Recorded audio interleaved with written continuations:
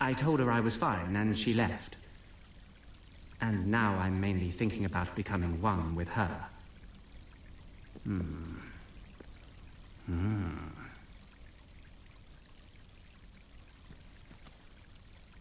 Teresa had said, "Take my hand." Hammer had done as she was told, and at the touch of the warm flesh, she felt a surge within her, a feeling at first that she couldn't identify. It was scary, but it was arousing too. She had had thoughts of women before, but never acted on them. Now it was all she could think about.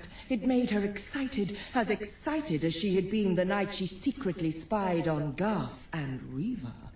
They were so forceful with each other, and yet so tenderly yielding. The memory of that night brought a sickeningly delicious pit to her stomach. Her pulse quickened. She let her robe slip from her shoulders and stepped into the warm bath, thinking of the two men.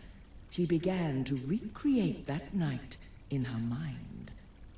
Next chapter, Dark Wizard, Passionate Rogue.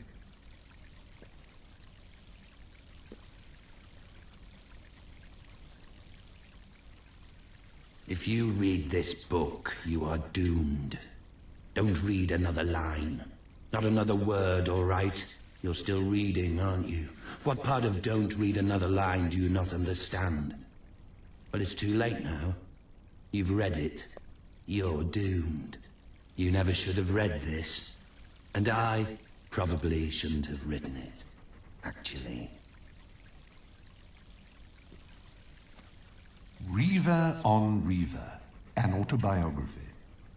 Prologue. Dear devotees, you hold in your hands a slice of history, an unadulterated and adulterated account of one of the longest, fullest, and most scandalous lives ever lived. Mine.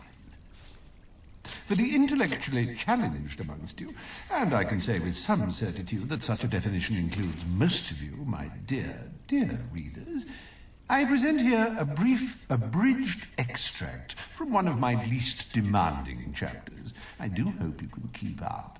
Who knows? Perhaps your dim little minds will be encouraged to consume the entire volume. Not that I care a jot. I have your money already.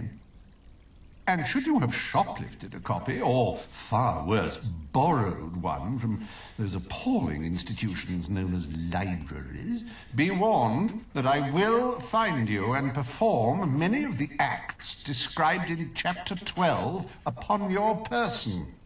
Now, read on, my loves. Chapter 17. The senile old hag was as good as her word, and I found myself magically transported to the land of Samarkand, thousands of miles from the bloody spire. There my good fortune ended, however, as I soon found that insufferable bore Garth materializing beside me. This so-called scholar turned out to have little to teach me about his homeland, little of interest at least. I had come seeking hot nights, exotic substances, and uninhibited people, and found an excess of the first, a miserly amount of the second, and a definite shortage of the third. Still, my stay was not without its highlights. One particular evening springs to mind, my last one.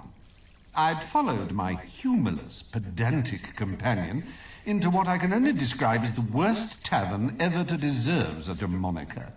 Its pitiful cordials and feeble spirits did nothing to improve my mood, and the air was so thick with stodgy conversation one grew constipated merely by listening. It was then that I had the brilliant notion that would simultaneously catapult me out of that humdrum country and put an end to Garth's miserable existence, as well as diverting me for several minutes. I stood up in front of the sober crowd and, well, my darlings, there the extract ends. You will have to read the rest of the book to find out what happened. Cliffhangers are such a cheap authorial trick, I know. but one that is not beyond me, as you shall see when you reach the end of chapters 2, 6, 7, and 22. Now, run ahead, you little scamps. Plunge your clammy, thirsty fingers into the pages before you. I hope you enjoy reading their contents as much as I enjoyed living them. I conjure thee, O thou mighty and potent Prince of Darkness, Almadiel, who wanders in the ether. I conjure thee forthwith to appear here with thy attendants, in this the witching hour of night. Stand before me in this circle, herein inscribed. Come forth in a fair and comely shape, to do my will in all things that I shall desire of you. Do not appear as the shadow, I abjure thee. Here be the seal of Almadiel, by which I command you.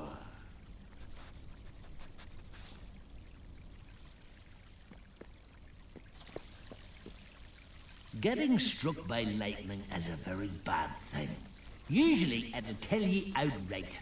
You have a 1 in 2 million chance of being struck by lightning. The best defense is never to go outside during a storm. Even safer, don't go outside at all, ever. Find a nice big building like an observatory and just hide in there.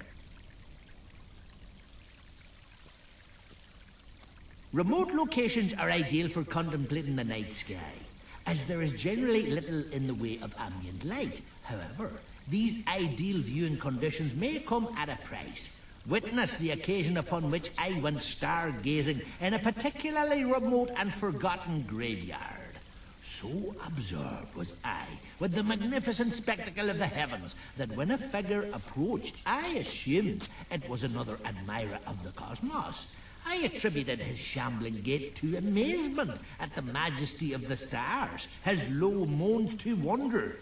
I began to pontificate on the constellation Quite Large Spoon Majoris, and when the newcomer did not respond, I lowered my eyes, only to have him attempt to put them out with a rusty pike clenched in his skeletal hand.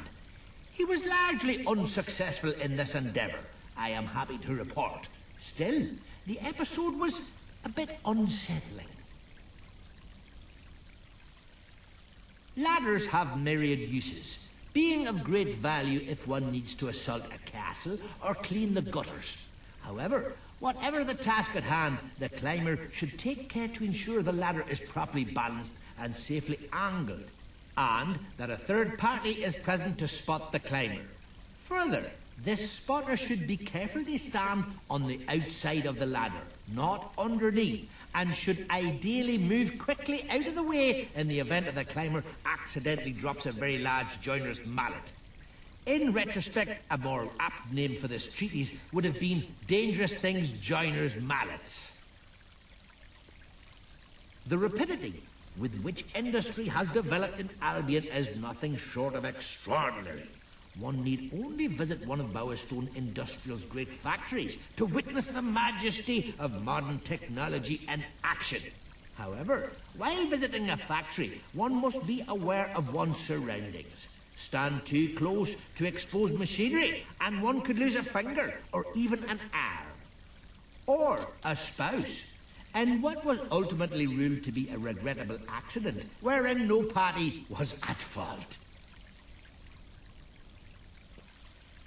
Gunpowder is the most destructive tool ever devised by man. It has forever changed the face of warfare, allowing an untrained peasant to kill a highly disciplined professional soldier with virtually no effort. Scholars have begun to speculate, could this formidable development destroy the concept of chivalry, perhaps even that of mercy? Only time will tell, and this troubling debate has only just begun. Also, gunpowder is used in fireworks to celebrate various occasions, and if you light off even a quite small one in your hand, it'll hurt very, very badly. I cannot overstate how unthinkably horrible the pain is.